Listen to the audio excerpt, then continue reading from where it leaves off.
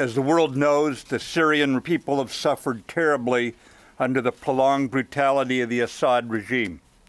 On April 7th, the regime decided to again defy the norms of civilized people, showing callous disregard for international law by using chemical weapons to murder women, children, and other innocents. We and our allies find these atrocities inexcusable. As our Commander-in-Chief, the President has the authority under Article 2 of the Constitution to use military force overseas to defend important United States national interests. The United States has vital national interests in averting a worsening catastrophe in Syria and specifically deterring the use and proliferation of chemical weapons. Last year, in response to a chemical weapons attack against civilians and to signal the regime to cease chemical weapons use, we targeted the military base from which the weapons were delivered.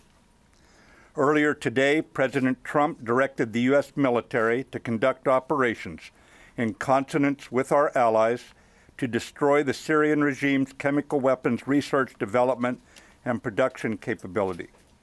Tonight, France, the United Kingdom, and the United States took decisive action to strike the Syrian chemical weapons infrastructure. Clearly, the Assad regime did not get the message last year. This time, our allies and we have struck harder.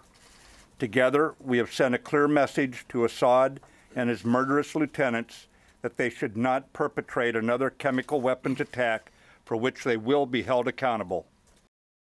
I want to emphasize that these strikes are directed at the Syrian regime. In conducting these strikes, we have gone to great lengths to avoid civilian and foreign casualties.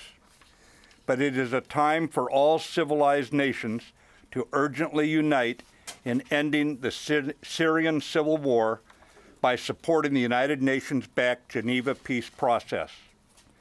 In accordance with the Chemical Weapons Convention prohibiting the use of such weapons, we urge responsible nations to condemn the Assad regime and to join us in our firm resolve to prevent chemical weapons from being used again.